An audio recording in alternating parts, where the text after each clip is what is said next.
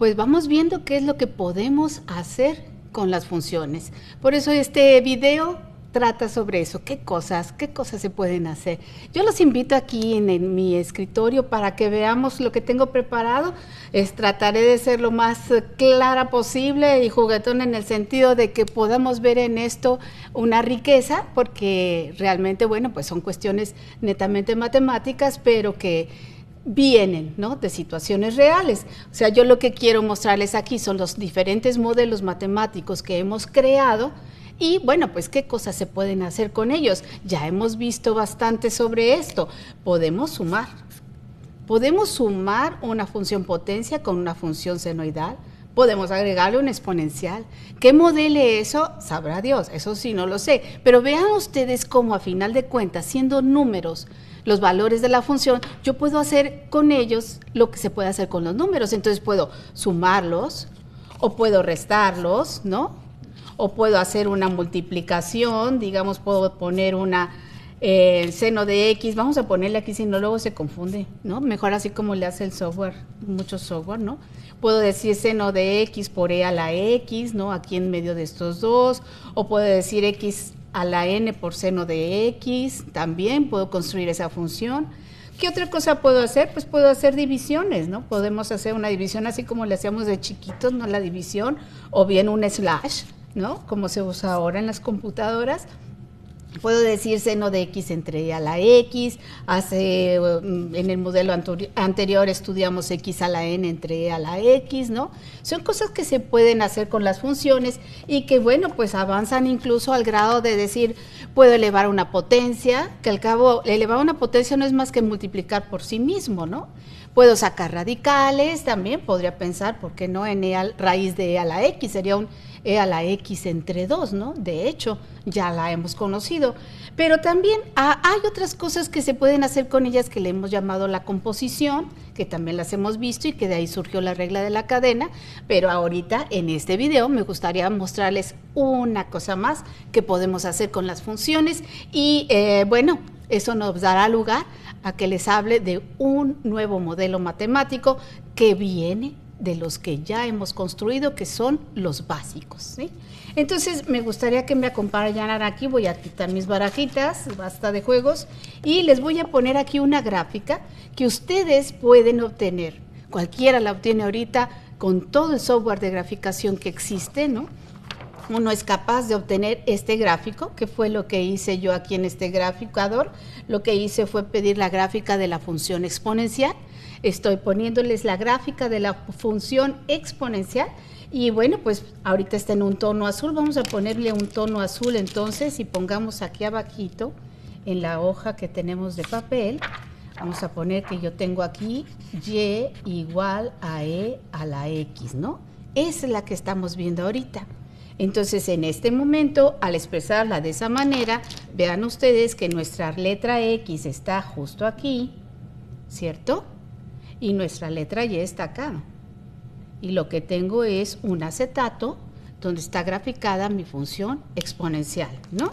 ¿Qué le vamos a hacer a esta función exponencial? Le vamos a hacer lo siguiente, fíjense, ver que la letra X sea o esté en la posición y que la letra Y esté en la posición X, lograr eso requiere un poquito de razonamiento. Esto es algo que ya hemos practicado bastante con los estudiantes y tarde que temprano, o sea, se dan cuenta de que lograr que este eje esté acá y este eje esté acá es tanto como hacer lo que voy a hacer enfrente de ustedes ahorita. Nada por aquí, nada por acá, es el mismo acetato, no voy a salir de la pantalla. Vean lo que estoy haciendo, ya logré poner el eje X arriba, ¿cierto? Pero el eje Y está apuntando hacia acá y yo necesito que apunte hacia acá. Entonces, lo que voy a hacer es sacar el acetato, voltearlo y en este momento lo hemos logrado, ¿no? O sea, ¿qué es lo que estamos viendo ahorita? Lo mismo que teníamos antes, salvo que lo que logramos fue intercambiar el rol de los ejes. Algebraicamente esto significa haber despejado la X, ¿se dan cuenta? Y si ustedes ya recuerdan, ¿no?, que los exponentes son justamente logaritmos, pues entonces estarán percatándose de que estamos hablando de la función logaritmo natural, ¿ok? Entonces, ahorita que tengo el gráfico acomodado de esta manera, ahora le voy a poner aquí con otro tono, ¿verdad? Que estoy hablando ahorita del despeje de esta X, ¿no? O sea, estoy hablando de que X es igual al logaritmo natural de Y. La gráfica que estamos viendo así es el logaritmo natural de Y, ciertamente, nada más que aquí está la variable X en la parte superior como antes estaba Y, y aquí está la variable Y como antes estaba X. Entonces, para hacer, digamos, congruentes, o sea, como con lo que se acostumbra en matemáticas, o sea, ¿qué es lo que pasa? Pues que no nos gusta que la X esté acá, ¿no? Ni la Y acá, entonces uno las cambia y eso es tanto como aquí en la fórmula, escribir en un momento más que Y es igual al logaritmo de X, ¿no? Cambiarle el nombre a los ejes, ciertamente, y en esta forma ya nos va a quedar aquí que la Y es igual al logaritmo de X. Entonces, vamos a ponerlo de esa manera, vamos a tachar ahorita aquí con un tono rojo. Pensemos ahorita que estoy haciendo un cambio de nombres nada más de las letras, ¿eh? O sea, voy a cambiarle aquí la X y le voy a poner una Y. Voy a cambiarle aquí la Y, le voy a poner X, y en ese momento que bauticé así a los ejes, entonces ahorita lo que voy a ver es Y igual al logaritmo de X, ¿no? Y esa es la curva que tengo aquí, que quisiera yo repintar, ¿no? Pero no me va a salir muy bien si se la repinto o no, en serio. ¿Ok? Entonces estoy viendo la función logaritmo natural. Este es un nuevo modelo matemático, entre comillas, porque ya lo conocíamos, o sea, porque realmente lo que estoy haciendo es simplemente ver desde otra perspectiva a la función exponencial natural, ¿no? Y aquí se nota que la función logaritmo tiene un dominio que son todos los números positivos, que viene desde menos infinito, cruza en el 1 y sigue hasta más infinito. Esto se va a prolongar indefinidamente, ¿no? Va a subir, ¿cierto? No tiene comportamiento asintótico porque si lo tuviera la función exponencial, ¿ok? Y bueno, pues lo que hay que aprender a hacer con la función logaritmo natural es, pues vista así, hay que aprender a derivarla, usar regla de la cadena, hay que aprender también a que con la regla de la cadena veamos cuál es el cambio de variable que le corresponde, ¿no? Y pues eso lo vamos a lograr primero si somos capaces de encontrar la derivada del logaritmo natural a través de que conocemos la derivada de la función exponencial. Entonces, si ahorita me permiten, lo que voy a hacer es sacar el acetato, ¿cierto? Quedarme con lo que ya conocemos, muy matemático, ¿no? Decir aquí, declarar aquí que yo ya sé que la derivada de Y con respecto a X es a la X, ¿cierto? Y pensar que aquí para derivarnos la que tengo en color naranja, lo que necesito es hacer la derivada de X con respecto a Y, ¿no? O sea, antes de cambiarle el nombre, tengo aquí esta misma expresión en la que observo que necesito dx entre dy, no dy entre dx. Entonces lo que vamos a hacer es un recíproco simplemente, ¿no? El recíproco me diría, pongo arriba dx, pongo abajo dy, y aquí lo que me va a quedar es un 1 entre e a la x, ¿cierto? O sea, hice una operación netamente algebraica aquí, ¿no? De sacar el recíproco, ¿ok? Y ahora lo que podríamos economizar es en la escritura de este e a la x, como lo tenemos acá arriba, como el y, ¿ok? Entonces ya tenemos la derivada de x con respecto a y es 1 en y, y lo que nos resta ahora es quitar este marcador y hacer el cambio de color para que ahora lo nombremos con las nuevas letras, ¿no? Que son las mismas, nada más que intercambiadas. Entonces lo que tendríamos en correspondiente con el tono verde sería decir de y en dx, que es lo que estoy haciendo, aquí donde veo x pongo y, donde veo y pongo x, igual a 1 entre x, ¿sí?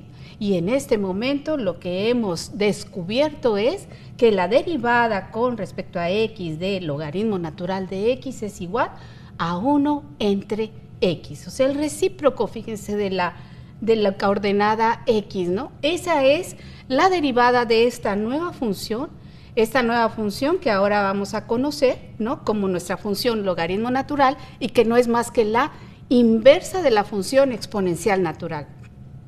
Esto nuevo que les he mostrado que se puede hacer con las funciones, matemáticamente se llama sacar la función inversa. ¿Y qué quiere decir eso? Eso quiere decir, en términos de este acetato, haber sido capaces de ¿qué?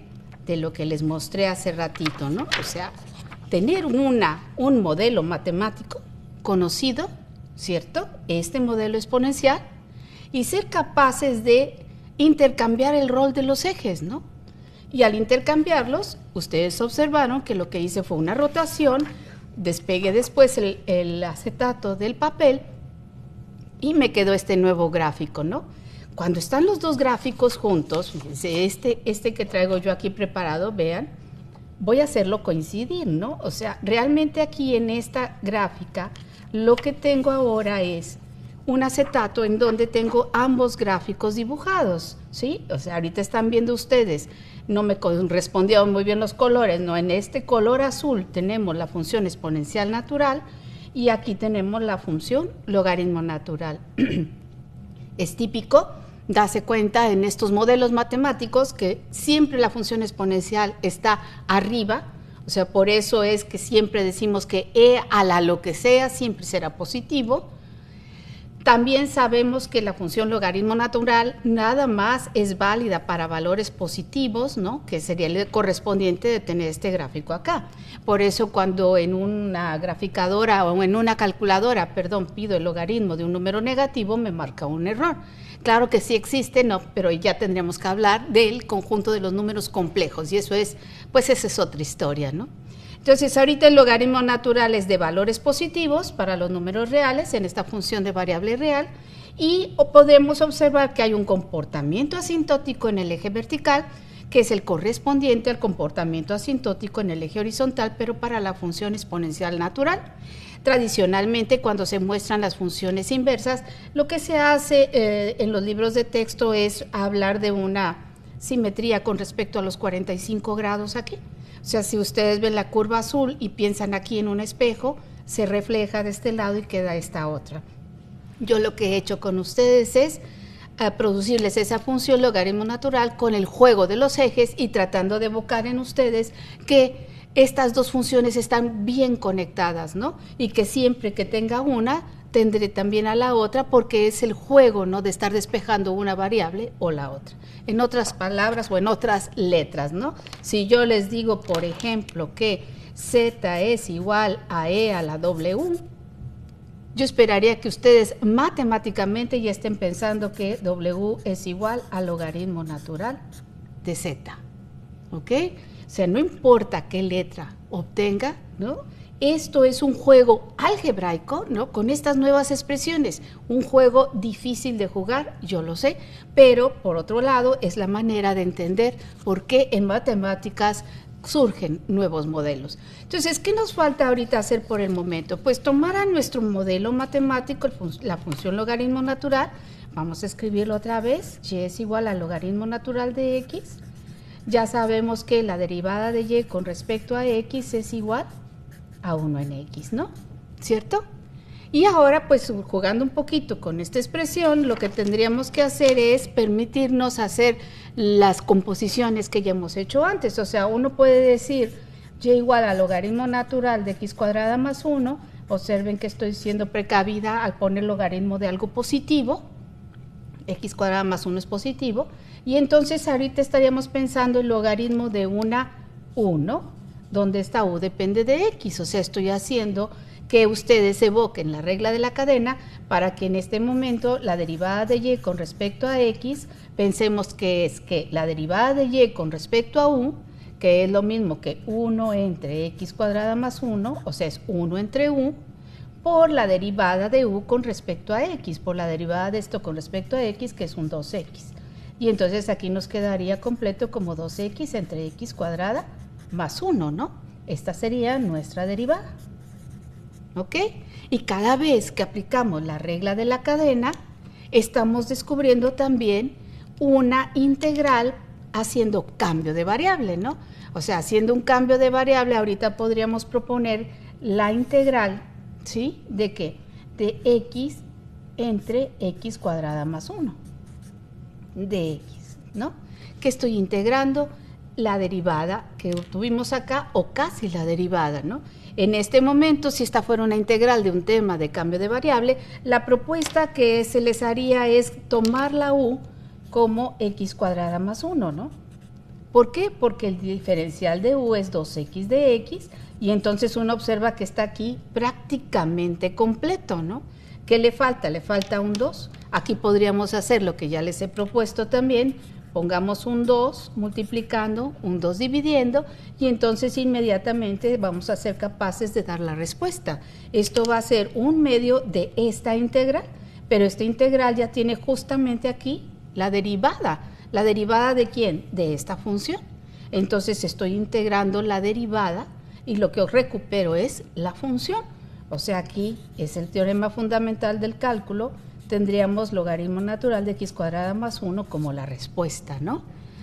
Cada regla de la cadena da lugar a una integración con cambio de variable, ¿no?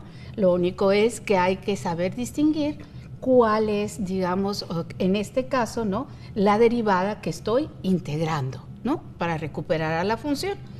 Podríamos hacer esto más en general, o sea, imagínense ustedes que propusiéramos ahorita la función logaritmo natural de e a la x más 1, también me va a salir positivo, ¿no? Aquí estaríamos implícitamente considerando que hay un paréntesis, ¿no?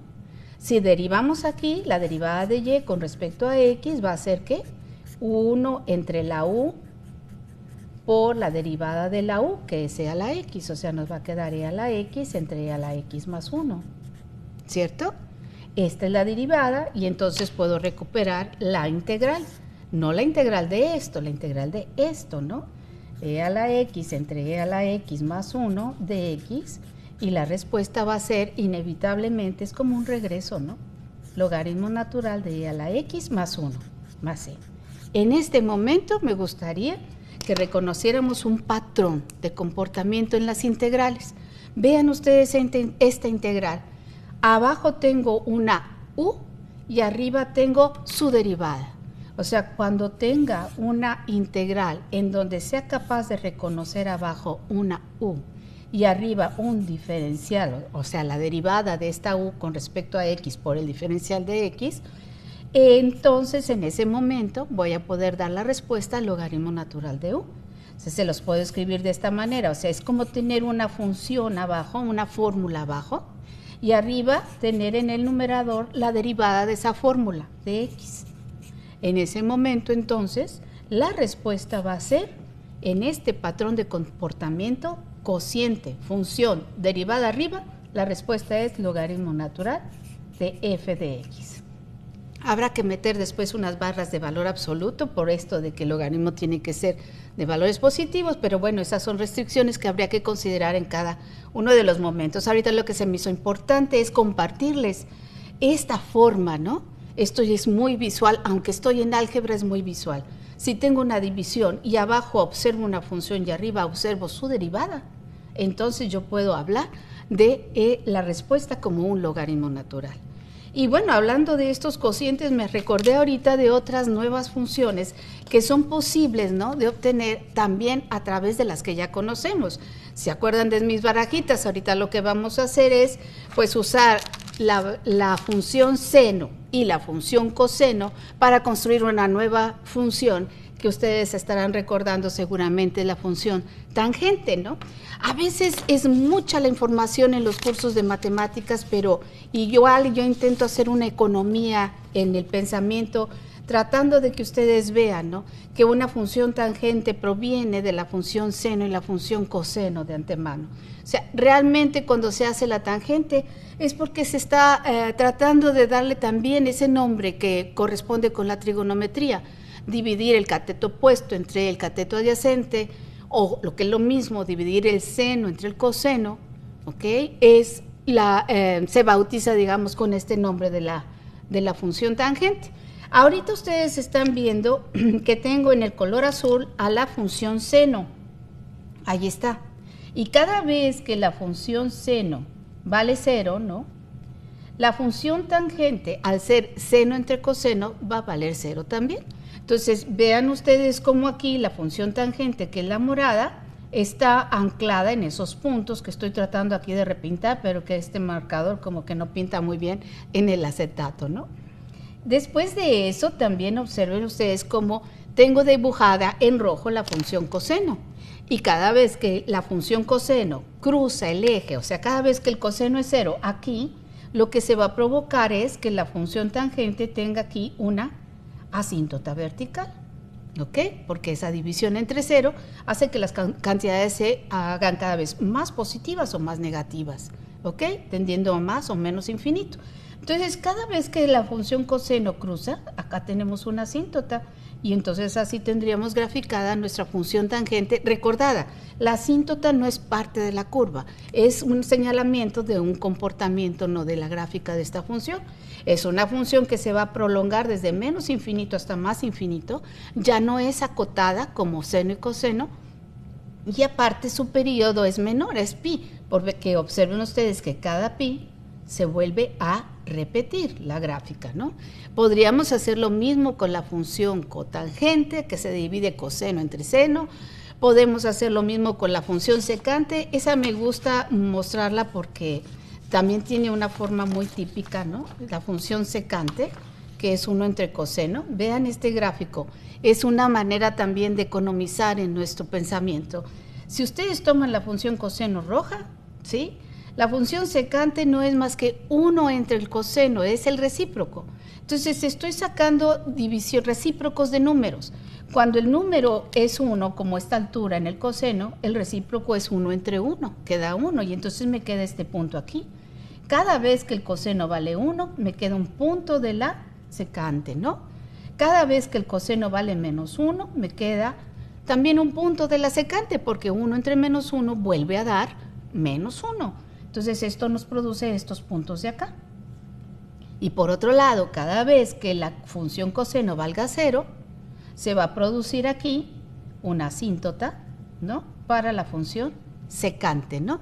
Igual tendríamos aquí, cada vez que se cruza por 0, tendríamos aquí una asíntota para la función secante. Entonces vean cómo se hace esta forma, ¿no? Entre la función coseno atrapada en un espesor 1, de 1 para arriba y abajo, y luego el coseno cómo se desprende, ¿no? De los máximos y de los mínimos, ¿no? De la función coseno, ¿no? Produciendo ese comportamiento asintótico.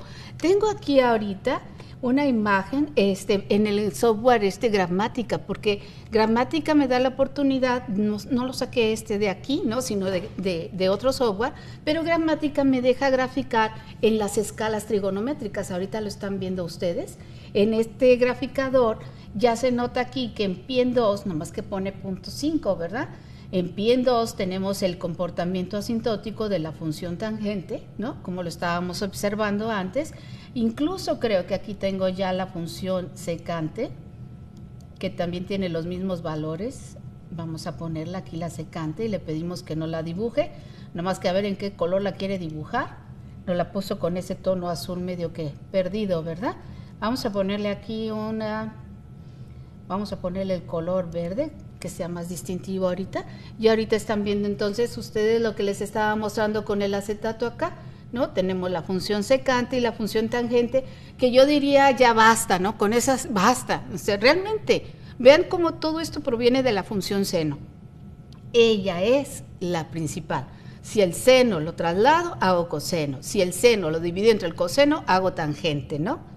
Si al 1 lo divido entre el coseno, hago secante. O sea, todo realmente es parte de lo mismo. O sea, no tendría mucho sentido estudiar cada una de esas funciones, ¿no? Entonces, los invito a que en dado caso nos quedemos con una, ¿no? Quedémonos con quién, con la tangente, ¿no? Por ser el tercer lugar en esa lista que nos dicen de seno, coseno, tangente, cotangente, etcétera, etcétera. Y veamos cómo derivar la tangente, porque acuérdense que también el objetivo es que sepamos, esta función es bien derivable, bien continua, la que está ahí con el moradito. Vamos a ver cómo calcular su derivada, ¿no? Y entonces volvemos al papel y va a ser una oportunidad de derivar con morado, ¿no? Nuestra función tangente, utilizando ¿qué? Utilizando nuestro aprendizaje anterior. ¿Por qué? Porque la función tangente es el cociente de dos funciones. Es una u entre una v. Entonces, la derivada de y con respecto a x, ¿qué va a ser? la función que está en el denominador, el de abajo, por la derivada del que está en el numerador, la derivada de seno es coseno, luego que seguiría menos el de arriba, que es un seno, por la derivada del coseno, que es menos seno, y todo esto entre el de abajo al cuadrado, ¿no?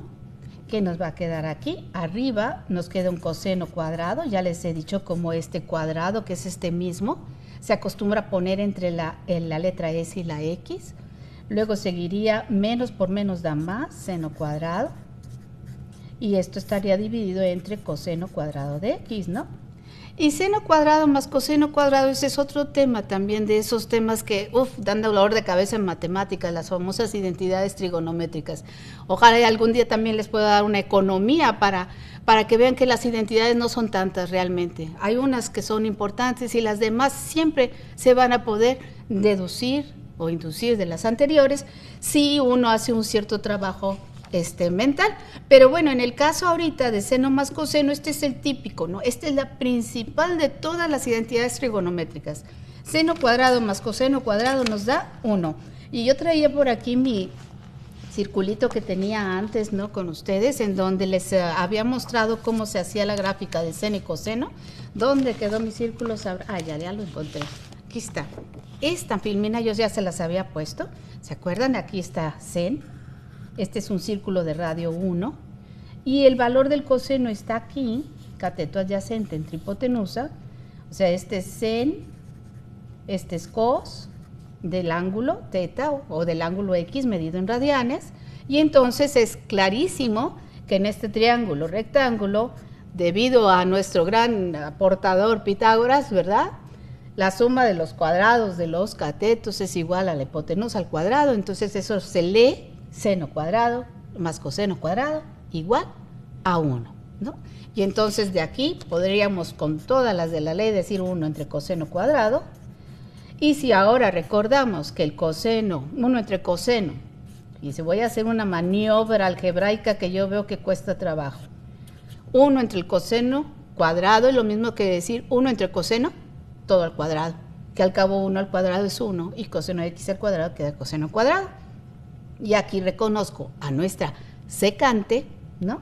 Y entonces la respuesta de la derivada de la tangente es la secante de x, que está elevada al cuadrado, pero que nuevamente ponemos ese cuadrado entre la c y la x, ¿no? Ya sabemos derivar la tangente de x, su derivada es secante cuadrada de x, y una vez que uno sabe derivar una nueva expresión matemática, pues bueno, puede hacer una combinación con reglas de la cadena, ¿no?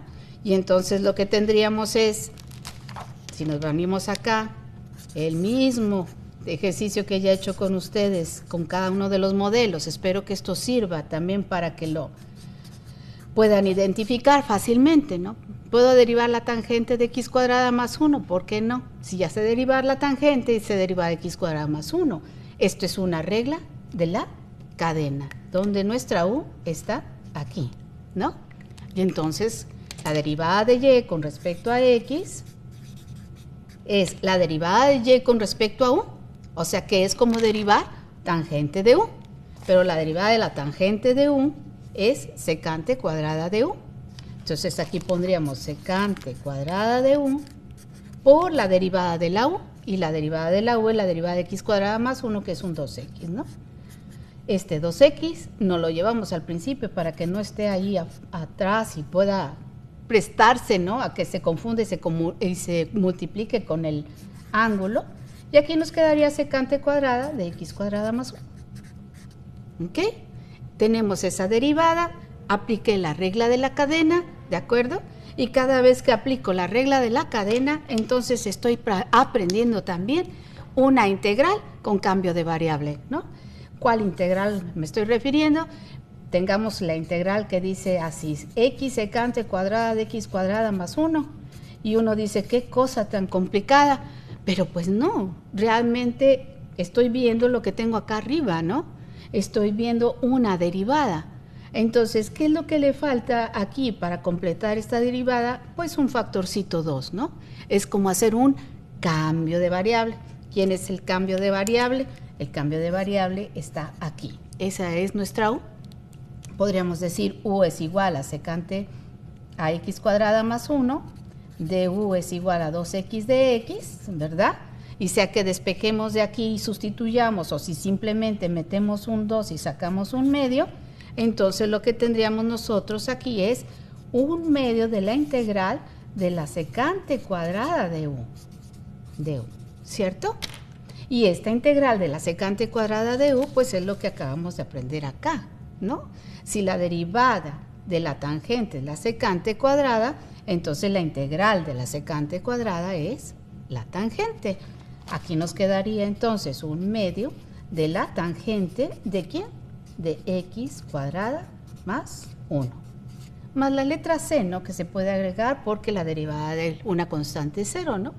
Entonces con esto ya tenemos una integral resuelta con un cambio de variable que pudimos hacer porque nos acordamos de que acabamos de hacer nuestra regla de la cadena en una composición de la función tangente, ¿no? Parecen muchas fórmulas, ¿cierto? Yo ahorita, bueno, pues ustedes saben que esta es práctica, ¿no? Mucho de cálculo. Yo los invito a que practiquen, si gustan, ¿no? Con este tipo de expresiones. Y a mí me gustaría, antes de irnos, ¿no? Más bien despedirme con una incógnita, porque uno trabaja mucho con las expresiones matemáticas, como lo hemos estado haciendo, ¿no? Pero también les he comentado cómo han pasado otras cosas en la matemática, en donde ya ese tipo de trabajo va mucho más allá de esto. Entonces me gustaría terminar mostrándoles algo, nada más que déjenme ponérselos aquí primeramente, algo que tiene que ver con un concepto muy actual, que es la iteración. Así lo traía yo aquí, déjenme ponerles una hoja en blanco. La iteración. La iteración es algo que también podemos hacer, o sea, no con las funciones, con los números. O sea, realmente es, bueno, esto también puede verse como una función, pero quiero transmitirles un pensamiento bien simple que llevó a los matemáticos a descubrimientos muy importantes en la actualidad. Esto tiene que ver con aquel modelo que les había comentado, que se propuso para mejorar el modelo existente para el crecimiento de poblaciones a través de la función exponencial. O sea, eso de que se van a infinitos, o sea, realmente no pasa así, ¿no? Entonces, el modelo que estudiamos es un modelo en donde se consideraba que una población dependiera de la población del año anterior. O sea, que hubiera posibilidad de hacer un poquito más real la situación, sabiendo que en nuestro medio, o sea, no es posible que las poblaciones crezcan de manera infinita. Entonces se pone como un tope, pensar, oye, va a haber hasta tanta cantidad. Y entonces se hace matemáticamente una expresión que medio promedie lo que pasa, ¿no? Cuando ya se está llegando al tope y entonces de alguna manera naturalmente se reduce la tasa de crecimiento y entonces se empieza a ver altibajas, ¿no? Y bueno, en el modelo propuesto originalmente se llegaba a una estabilidad, como si todos llegáramos, ¿no? Las poblaciones a tener digamos, un número estable. Pero a otro matemático se le ocurre retomar esto desde una perspectiva diferente y dice, ¿qué tal si hago este proceso de iteración? Iterar quiere decir también hacer algo con los números, es saco un número de aquí y el número que me salga va a ser el siguiente. Y este que salió aquí lo vuelvo a meter aquí y saco un nuevo número que va a ser el siguiente.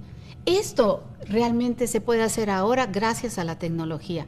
Antes no se podía, y entonces con eso ha sido importantísimo cómo el desarrollo de la tecnología ha permitido el desarrollo de las matemáticas. Entonces yo traigo aquí esta idea tan simple de iteración, pero preparada en un archivo de Excel que me gustaría que me acompañaran para que ustedes vieran las sorpresas, ¿no?, que uno se puede llevar con esto.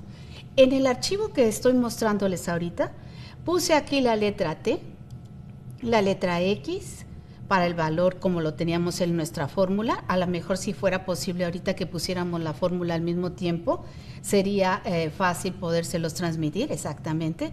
Vean aquí que hay una constante K, que ahorita la voy a tomar en cuenta acá abajo, si ven el cursor. La constante K va a variar aquí en las hojas de cálculo que utilice. El valor de la X estará en la columna de la B, ¿cierto? Este X que está aquí. pero ese X también se va a multiplicar por el 1 menos X, entonces en la columna C me va a servir para eso. Y después voy a hacer el producto, o sea, vamos despacito, X por 1 menos X es como considerar este producto de estos dos. Y en la última columna voy a hacer K por 1, X por 1 menos X, ¿ok? O sea, estoy haciendo completo este proceso para obtener un nuevo número. Estos van a ser los siguientes, ¿no?, que van a dar lugar a un nuevo valor para X. O sea, realmente aquí en mi archivo de Excel, vean cómo está formado. Si empiezo en un X de punto 2, ese X está declarado en el archivo de Excel. Se lo voy a poner aquí. Aquí sí, en mi archivo estoy declarando X igual a punto 2 como mi comienzo de la iteración. Entonces, en la columna 1 menos X tengo tecleado, vean la fórmula 1 menos B sub 2. O sea, estoy pidiendo que Excel calcule 1 menos el X de acá, de la izquierda. En la siguiente columna estoy metiendo la fórmula B2 por C2 para que se haga la multiplicación de los dos anteriores números. Y finalmente le digo que haga la multiplicación por K, que en este caso es el mismo número 1. O sea, estoy tomando la K igual a 1, que fue, digamos, una fortuna, ¿no?, haber tomado este valor para observar un comportamiento de estabilidad. Al tener aquí esa multiplicación por 1, hice todos los cálculos, ¿no?, con Excel, arrastrar las columnas, ya los demás los dejé acá chiquitos, pero lo que les muestro aquí es un gráfico de T contra esto que está en el eje vertical. En este modelo se está suponiendo que lo máximo sería un 1, o sea, en lugar de estar pensando en otros valores, o sea, se pone el máximo como un 1, por eso se hace la resta de 1 menos. Ahí es donde se está considerando lo que falta para que la población llegue a un valor máximo, ¿no? O que provoca que llegue a un valor máximo y empiece después a disminuir la tasa de crecimiento. Entonces, vean ustedes cómo esta curva, sí se observa ese comportamiento asintótico, ¿no? Pero aquí la letra K fue un 1. Si ustedes me permiten, ahora les muestro el archivo con K igual a 2.6 y teniendo el mismo X de punto 2 aquí. Y entonces observen ustedes cómo cuando metí una K igual, ahí se ve, de 2.6, ¿no? El comportamiento tuvo esta, digamos, altibaja, pero igual parece que se mantiene después, ¿no?, como estable, ¿no? El cambio fue mucho en el gráfico anterior con este. Ahora, si meto un valor de K de 3.1, ¿qué es lo que voy a hacer? Voy a cambiarme en la hoja de Excel y vean ustedes lo que pasó. Es el mismo punto 2 que les dije, estoy metiendo un valor de K de 3.1, ¿cierto? Y vean ahora el comportamiento, ¿no?